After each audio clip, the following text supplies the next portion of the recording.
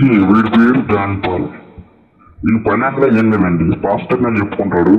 Pastor ముసుగులో పాస్టర్ని చేయకూడని పనులు చేస్తాడు వీడు. ముఖ్యంగా ఏంటంటే వీనికి అసలైన పేరు ఏంటంటే మతోన్మాదుల పెంపుడు కుక్క అంటే బాగుంటది పాస్టర్ అనే కన్నా.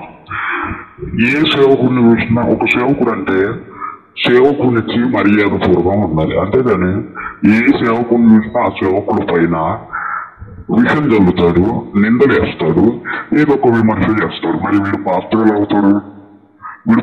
ఎలా అవుతాడు?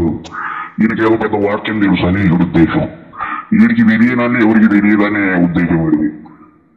ఇగో, స్వార్థం అన్ని వీడికే ఉంటాయి. కానీ వీడినే గుడ్డిగా నమ్ముతారు అందరూ.